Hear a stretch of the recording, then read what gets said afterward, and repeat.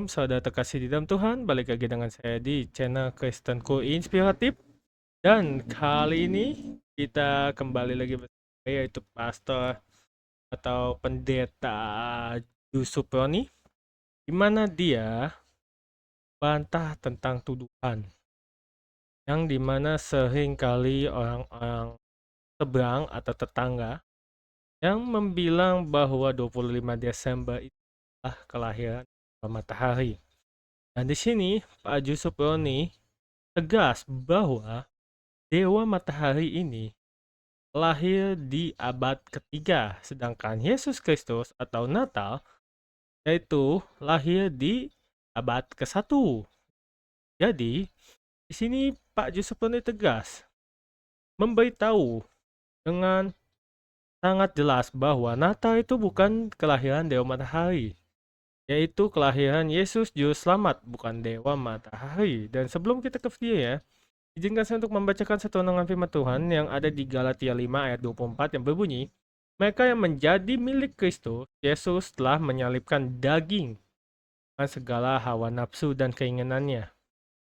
Yang arti adalah kerajaan Allah nyata di bumi seperti di surga saat kita hidup dalam kedaulatannya. Itu dia satu renungan firman Tuhan. Langsung saja kita ke video bersama Bapak Pendeta Yusuf Roni. Mari kita simak videonya. Mungkin saudara sudah juga ada yang tahu, tapi saya ingin tegaskan. Tanggal 25 Desember Natal, orang bilang itu hari lahirnya Dewa Matahari. Dewa Matahari yang diperintahkan oleh Kaisar, itu abad ketiga. Natal sudah diperingati abad pertama. Sejak Rasul Yohanes meninggal. Muridnya di mana? Ada sejarahnya, ada buktinya, ada. Beshem ha'ab we haben we roh hakodes Elohe Echad. Dalam nama Bapa, Putra dan Roh Kudus Tuhan yang Esa. Bapa di sorga, kami memuji dan mengucap syukur kepadamu atas perkenanan Tuhan dalam hidup kami. Telah menyelamatkan kami, menebus dosa kami, mengampuni kami, bahkan membuka hati kami untuk percaya karena karya Kristus Yesus itu. Terima kasih Bapa, kami menyerahkan bacaan firman Tuhan ini ke dalam tangan-Mu. Biarlah Roh-Mu itu sendiri memberikan hikmat, marifat dan berkat sorgawi, sehingga sabda-Mu itu sungguh-sungguh menjadi pedoman di dalam kehidupan kami. Terima kasih Bapa, dalam nama Yesus kami berdoa. Amin. Shalom. Lampunya bisa dihidupkan. Kita akan bersama-sama membaca firman Tuhan yang terambil dari Injil Yohanes pasal yang ke-6 ayat 50 sampai 59 saja. Yohanes pasal 6 ayat 50 sampai 59. Kita akan membacanya saling sahut bersahutan.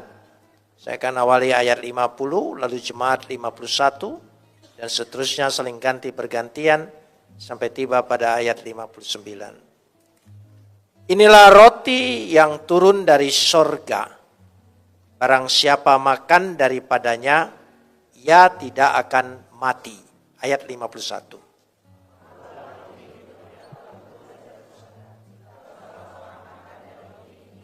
Ia akan hidup selamanya. Dan roti yang kuberikan ialah dagingku yang akan kuberikan untuk hidup dunia.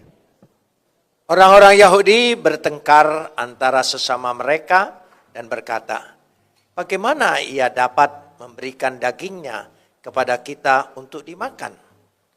Maka kata Yesus kepada mereka, aku berkata kepadamu, sesungguhnya jikalau kamu tidak makan daging anak manusia dan minum darahnya, kamu tidak mempunyai hidup di dalam dirimu. Barang siapa makan dagingku dan minum darahku, ia mempunyai hidup yang kekal, dan aku akan membangkitkan dia pada akhir zaman. Sebab dagingku adalah benar-benar makanan, dan darahku adalah benar-benar minuman. Barang siapa makan dagingku dan minum darahku, ia tinggal di dalam aku, dan aku di dalam dia. Sama seperti Bapa yang hidup mengutus aku, dan aku hidup oleh Bapa. Demikian juga barang siapa yang memakan aku. Inilah roti yang telah turun dari sorga, bukan roti seperti yang dimakan nenek moyangmu, dan mereka telah mati. Barang siapa makan roti ini, ia akan hidup selama-lamanya. Semuanya ini dikatakan Yesus di Kapernaum yang mengajar di rumah. Kapot lecha Adonai Elohenu kapot lecha. Segala kemuliaan ya Adonai Tuhanku, kemuliaan bagimu. Saudara yang dikasihi Tuhan, sangat sulit dimengerti kalau firman itu Tuhan menjadi manusia. Bagaimana kami bisa percaya? Dan ini memang sulit dimengerti.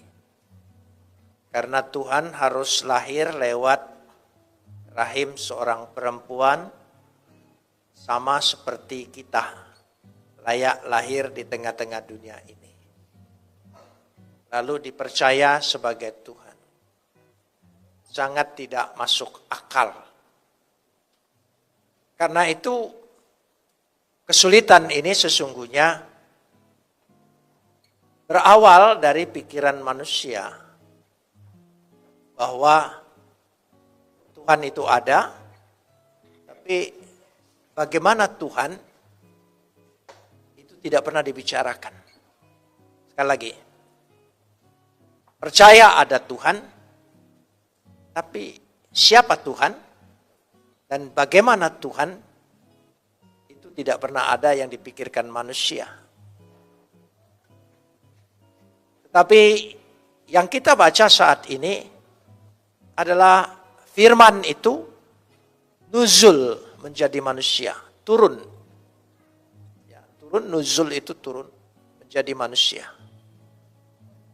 Kalau firman Tuhan, nuzul turun menjadi kitab suci, itu biasa. Dari sejak zaman Musa, ya, firman itu menjadi kitab suci. Tapi kitab suci itu petunjuk siapa Tuhan, bagaimana Tuhan, dan bagaimana kita. Tapi dalam kitab suci hanya bercerita tentang perbuatan-perbuatan Tuhan. Tapi bukan perbuatan itu sendiri. Kalau firman Tuhan itu menjadi manusia, karena kalau kita tarik ke semula, bahwa manusia itu tidak lagi seperti yang dikehendaki oleh Tuhan. Lalu bagaimana Tuhan itu menjadi manusia yang ingin ditebus manusia? Sekali lagi, kalau bukan anugerah Tuhan, kemurahan Tuhan, sulit untuk dipercaya. Tapi saya percaya ya seluruh yang hadir di sini percaya. Itu bukan karena kita.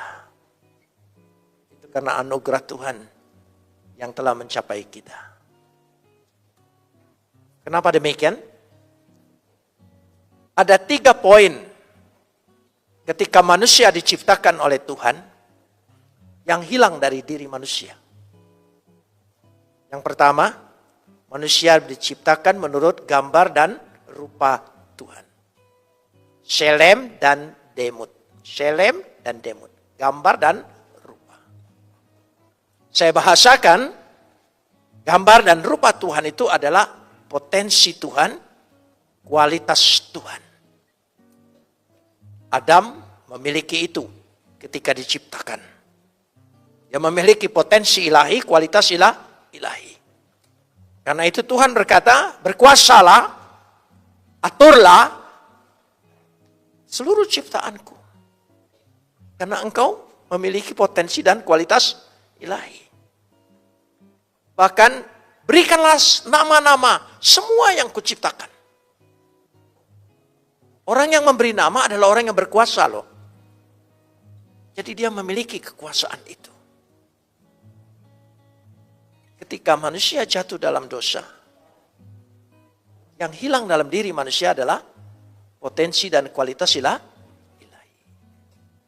Potensi dan kualitas ilahi ada di dalam diri ilahi. Bagaimana kita bisa meraih kembali, memperoleh kembali? Tidak seorang pun dapat menghampiri Tuhan. Karena Tuhan itu tidak terhampiri. Tidak ada manusia, sesuci apapun. Karena itu manusia berusaha untuk mencapai kesucian supaya sampai kepada nirwana. Manusia berusaha dengan segala amal perbuatannya untuk mencapai upah masuk surga. Itu usaha manusia. Tapi tidak mungkin. Karena sekali lagi, kekudusan manusia, kebaikan manusia, gak ada nilainya dibandingkan dengan Tuhan. Kedua, manusia diberikan kebebasan. Bebas semua. Berarti manusia memiliki kebebasan. Free will. Tapi ketika manusia jatuh dalam dosa, kebebasan itu sudah tidak ada lagi. Karena itu dipahami oleh manusia, takdir, nasib. Jadi ditentukan oleh takdir. Tidak lagi punya kebebasan. Yang ketiga,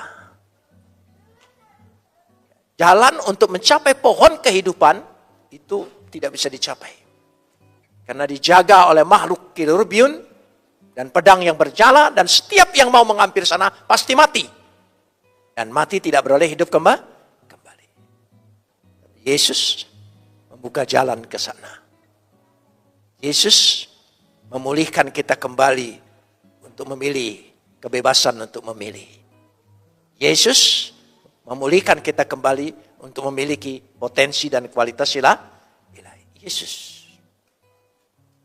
Karena itu dia datang ke tengah dunia. Dia lahir. Karena yang ingin ditebus ini adalah manusia. Kalau dasar asal usul ajaran ya, tidak dimengerti seperti ini, tidak bisa mengerti kenapa Tuhan firman itu harus menjadi manusia. Tapi sekali lagi, itulah pilihan Tuhan. Yang patut disyukuri. Kita tidak terlalu cerdas, tidak terlalu pintar, tidak terlalu hebat. Tapi hati kita dibuka oleh Tuhan, oleh kasih karunia untuk percaya pada Yesus. Itu anugerah yang luar biasa, beri kemuliaan bagi dia. Kita masuk sekarang bacaan kita. Akulah roti kehidupan. Bicara roti, kenapa lahir di Bethlehem? Saya mau bicara dulu dengan kota roti ini. Bethlehem adalah kota roti. Kota roti ini yang dinamakan Bethlehem, sehingga lahir harus di kota roti, karena yang lahir ini adalah roti kehidupan. Manusia itu, roti di sini adalah makanan pokok bagi orang Timur Tengah. Jadi seperti kita juga punya makanan pokok. Seringkali kita mendengar semboyan orang Indonesia, kalau tidak makan nasi berarti belum makan. Walaupun saudara sudah makan roti sekaleng, tetap aja belum makan. Yang namanya makan harus makan nasi. Bagi orang Timur Tengah yang namanya makan roti. Kenapa dia bicara roti kehidupan? Dia harus lahir di kota roti. Bethlehem. Kalau saya makin mempelajari firman Tuhan, semua yang Tuhan atur dalam seluruh nubuat-nubuat digenapi oleh Yesus. Saya ingin bacakan dulu Mika pasal 5 ayat 1. Mika pasal 5 ayat 1. Tetapi engkau, hai Bethlehem Efrata, ya, hai yang terkecil di antara kaum-kaum Yehuda, daripadamu akan bangkit bagiku seorang yang akan memerintah Israel, yang permulaannya sudah sejak purbakala, sejak dahulu kala sudah ada. Bethlehem, kota yang sangat dekat dengan Yerusalem. 9 kilometer. Sangat dekat sekali. Kota ini memiliki padang rumput yang luas, makanya disebut padang Efrata. Karena menghasilkan biji-bijian yang bagus-bagus. Dan kota ini bagi suku Yehuda adalah, katakanlah, suku yang tidak dihitung. Kenapa demikian? Pada waktu suku Yehuda menyusun tentaranya, ya, membuat pasukan-pasukan, 1000 pasukan, setiap kepala suku memiliki 1000 pasukan, baru dihitung. Bethlehem gak sampai 1000. 100 pun tidak. Pasukannya itu. Jadi tidak dihitung. Bisa mengerti maksudnya? Bethlehem tidak terhitung. Karena tidak punya kekuatan apa? Engkau yang terkecil dari seluruh kepala-kepala suku yang memiliki pasukan 1000 pasukan. Bethlehem 100 pun tidak sampai. Hak suaranya tidak memenuhi quorum. Jadi tidak punya hak suara.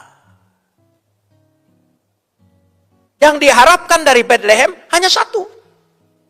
Karena padang rumputnya luas. Peternakan dombanya bagus. Jadi orang Bethlehem itu adalah penggembala domba. Peternak. Apa dihitung orang? Ayo, di zaman sekarang pun, ya, kecuali kalau dia punya ternak banyak, ternak ayam, ya, ternak bebek, ya, tidak dihitung. Itu yang disebut terkecil. Tapi di kota ini dijanjikan oleh Tuhan, akan lahir seorang pemimpin.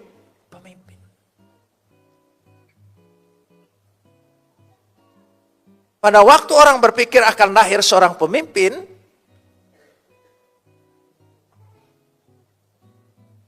Daud lahir di kota ini. Tapi dia bayang-bayang, bukan Mesias. Dia hanya bayang-bayang. Maka dikatakan di situ, We'ata, hai yang terkecil, hai yang tidak dihitung, tapi akan lahir. Di kota itu seorang pemimpin Mesias. Saya ajak kita membaca Mazmur 118 ayat 22. Masih bicara Bethlehem. Bethlehem. Coba Mazmur 118 ayat 22. Bisa dilihat bersama. Kita baca bersama coba. Batu yang dibuang oleh tukang-tukang bangunan telah menjadi batu penjuru. Penafsir Yahudi bernama Rabbi Rashi menafsirkan ayat ini berbicara tentang Bethlehem. Di Bethlehem itu dianggap sebagai yang tidak dihitung. Batu-batu yang terbuang akan menjadi batu penjuru. Karena siapa yang lahir di situ? Siapa namanya? Yesus. Jadi kalau Yesus lahir, dia bisa mengubah dari yang tidak terhitung sampai menjadi sangat terhitung. Coba cek Seluruh orang Kristen dari anak sekolah minggu pasti kenal namanya kota Bethlehem. Terkenal sekali Bethlehem. Hampir sama terkenalnya dengan Yerusalem. Padahal tidak dihitung. Jadi ini yang diandalkan itu. Yesus yang diandalkan oleh kita, itu akan yang membuat kita dari yang tidak dihitung orang, diperhitungkan orang. Buktinya apa? Mari kita baca lagi. Matius 2 ayat yang ke-6. Matius 2 ayat yang ke-6. Kita lihat Matius 2 ayat yang ke-6. Dan engkau Bethlehem, tanah Yehuda, engkau sekali-kali bukanlah yang terkecil di antara mereka yang memerintah Yehuda. Kenapa bicara seperti itu? Karena Yesuslah lahir. Dia tidak lagi menjadi yang terkecil. Sebab daripada mula akan bangkit seorang pemimpin yang akan menggembalakan umatku Israel. Bukan hanya menggembalakan Yehuda, tapi seluruh suku yang lain.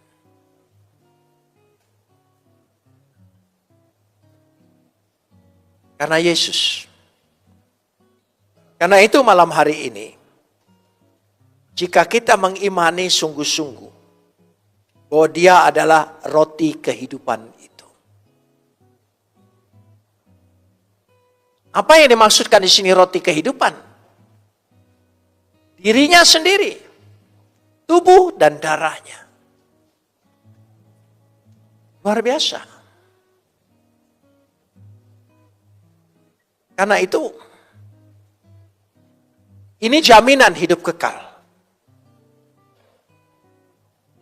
Jadi kalau kita lewat perjamuan kudus, tentu orang Kristen sudah mengalami itu semua.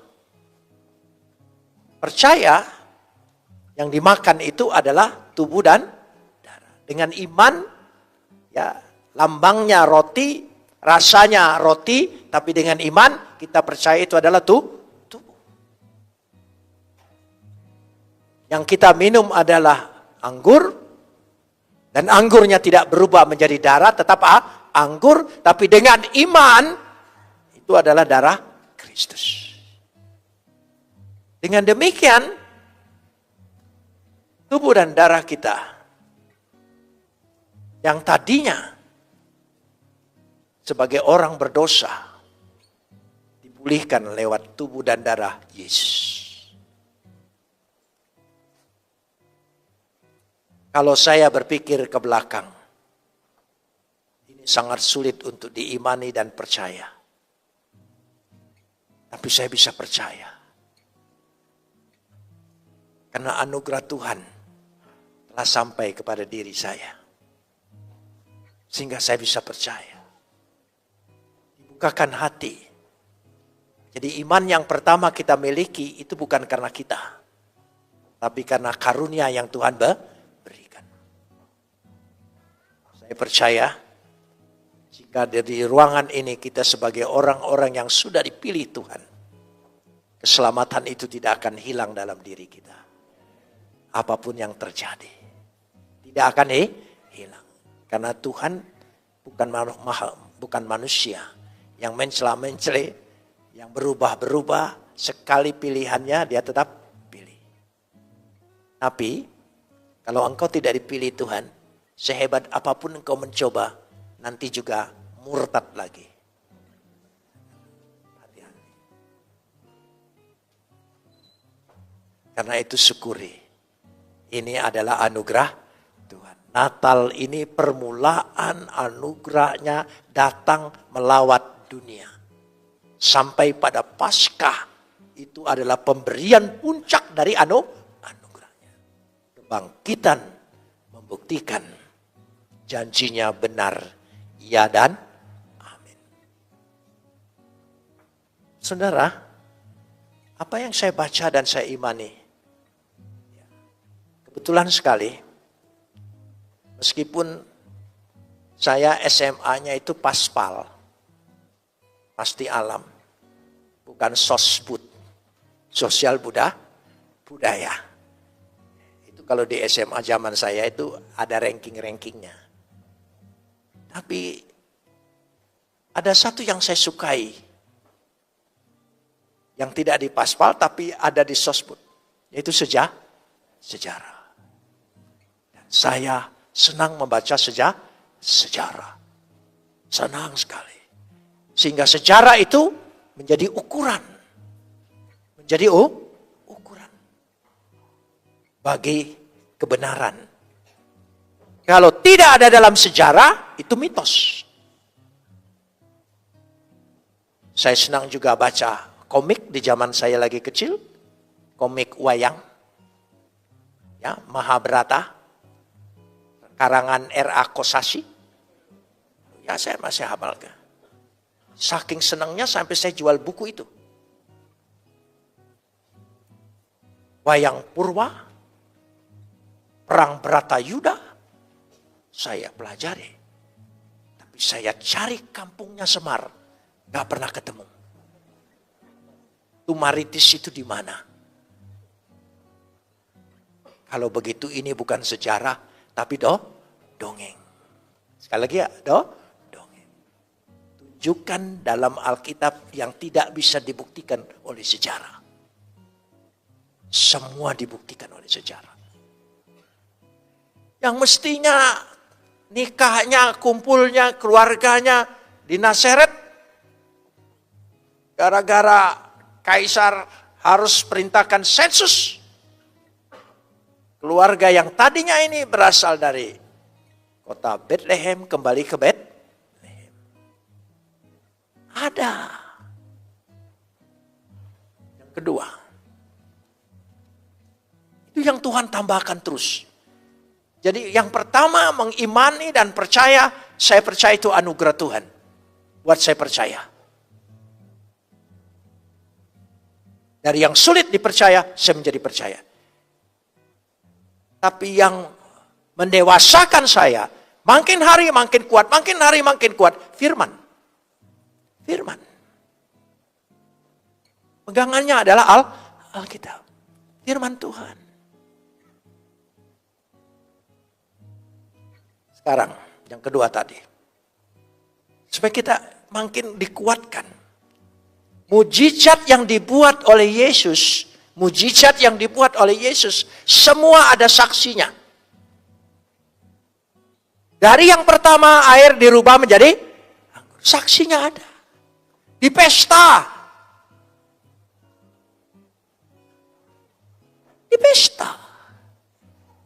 Saksinya ada. Yesus beri makan 5.000 orang. Saksinya berapa? Orang. Semua.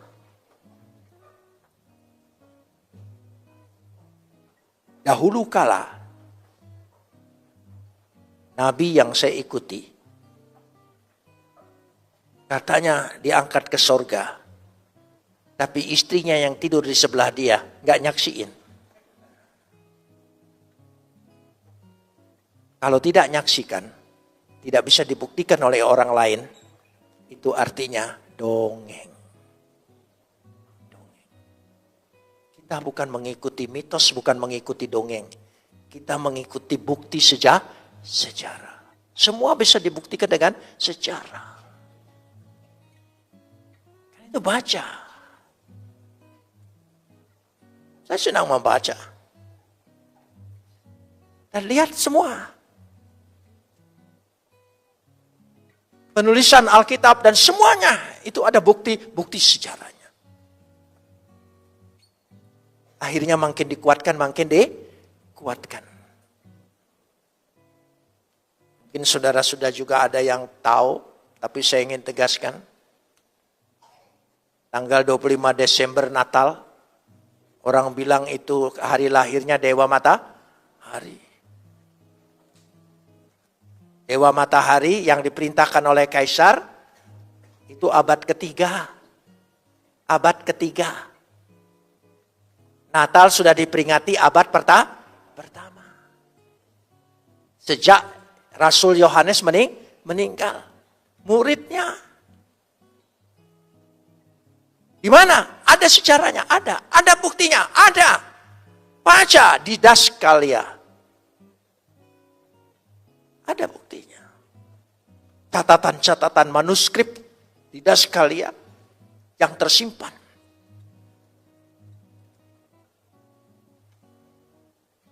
Dari situ. Karena itu, jadilah orang Kristen yang cerdas. Amin. Yang cerdas. Iman kita itu bisa dibuktikan. Percaya Yesus. Kita selamat. Amin. Amin. Masuk surga. Saya pernah khotbah sebelum itu. Surga menurut konsep Kristen siapa? Rumah Bapa. Rumah Bapa. Oikos Patros. Rumah Bapa. Konsep surga, rumah Bapa. Kalau rumah Bapa, yang pulang ke rumah Bapa adalah anak.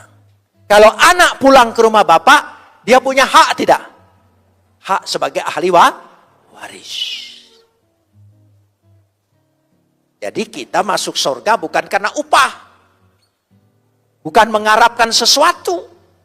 Kita masuk surga karena pulang ke rumah Bapa. Namanya oikos patros. Apa?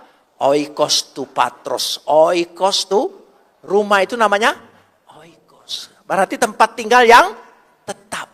Kalau sementara itu in the cost. Itu beda. Kita adalah oikos. Saya senang sekali konsepnya. Maka kita panggil Tuhan kita Bapa. Karena kita adalah anak. Berarti genetikanya sama. Siapa yang menyamakan? Darah dan tubuh Kristus. Dahsyat. Amin. Itulah Natal yang harus kita renungkan malam ini. Sehingga kita tahu arti Natal. Bukan soal pestanya. Boleh bergembira? Boleh. Boleh bersuka cita? Boleh. Boleh menikmati berkat-berkat yang Tuhan berikan? Boleh. Silahkan. Kita tidak akan menjadi orang Kristen petapa. Ya, yang meninggalkan seolah-olah dunia segala. Hanya pikir Tuhan, pikir surga. Surga saja. Hatinya, pikirannya, segalanya.